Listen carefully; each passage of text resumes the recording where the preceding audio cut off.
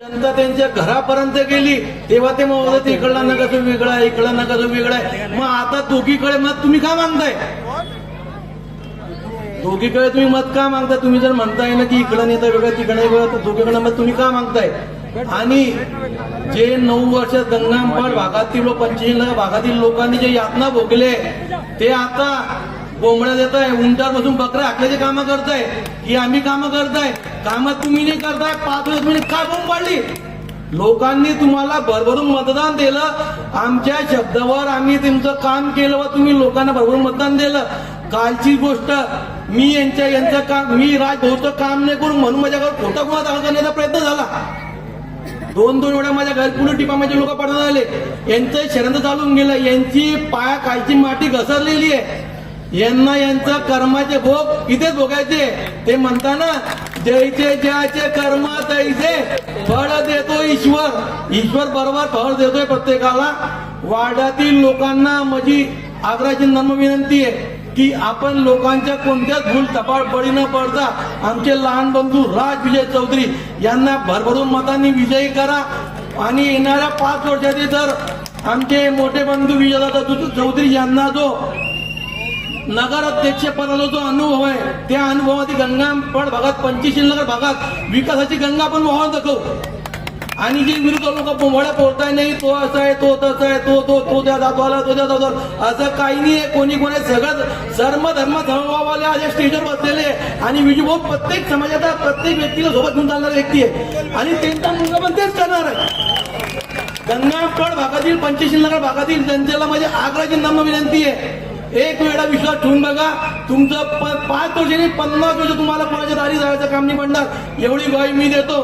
आणि जे गंगामपाड भागात 25 भागातील लोकांची हाल अपेक्षा भोगली ते फक्त 3 तारखेपर्यंत अजून. आणि म्हणताय काम आम्ही केले, काम तुम्ही नाही करले. काम हे पैशाच्या चळवळीमध्ये होत आहे. तुम्ही ना 5 वर्षात काय बोंब पाडली? तुम्ही 5 वर्षात काहीच नाही करलं. काम फक्त जे झालं ना ते फक्त त्याची पैशाचं चळवळ चालू झाली आहे. त्या पैशाच्या चळवळीमध्ये काम होत आहे. आम्ही मागच्या आम्हाला जीवाचं रान करलं त्याचं फळदो माझी नगर आम्हाला असे देतोय की आमच्यावर दबाव टाकायचा, इकडनं तिकडनं दबाव टाकायचा, तो त्या समाजाचा आहे, तू त्याचं काम काय करतोय. कोणीच कोणत्या समाजाचं नाहीये. विजय होती प्रत्येक समाजाच्या लोकांना सोबत घेऊन चालणार आहे. आणि आजपर्यंत जे आपले एकनाथ महाराज खर्चे जे होते, जे जगन्नाथ महाराजचे गादी अधिपती होते, जेवढे थोर संत होऊन गेले, त्यांच्याबद्दल कोणत्याच पुढाऱ्याला आजपर्यंत काहीच आठवण नाही आले. भाऊंनी शब्द दिलेला आहे आणि वचननाम्याबद्दल लिहिलेलं आहे की ज्या ठिकाणी भाषण होते त्या ठिकाणी 1 वर्षाच्या आत एकनाथ महाराज खर्चाचा भव्य दिवस स्मारक बनेल, जे पुन्हा भारतामध्ये पुढे नाहीये. समाजातील लोकांना आणि इतर समाजातील लोकांना जाहीर आव्हान आहे की जे जगन्नाथ महाराजचे अनुयायी आहे आणि जे एकनाथ महाराज खरे जे म्हणत होते त्यांना फक्त राजभाऊ विजय चौधरी यांच्याकडे फक्त बघा. शिटी त्यांची निशाणी आहे. शिटी अशी वाटते का आपण याच्यापेक्षा 1% झुरत आहोत ना. त्यांचा अनुभव म्हणजे नंबर 1 आहे. आणि आजपर्यंत इथे फक्त प्रत्येकाने जो पण नका जो झाला त्याने फक्त घरात भरायचे कामं करले, घर भरायचे कामं करले. फॉर्म भरायचा, पैसे घ्यायचे, फॉर्म मागे घ्यायचा. फक्त गंगामपाड भागातील 25 नगर भागातील लोकांना विटीत जायचे कामं करले. आणि हे म्हणता असं तर माझ्या गुन्हा दाखल केला. अरे तुम्ही ना एक काय 50 गुन्हे दाखल केले ना तर समाजाकरता आणि एक ना माझ्या खजात मारपणा करता मी माझ्या जीवाचं नाम द्यायला तयार आहे. 6 महिन्याच्या आत विजूभाऊ यांच्या हातामधून याच जागेवर कुदर मारली जाईल, नाही तर मी गंगामपाड सोडून देईन.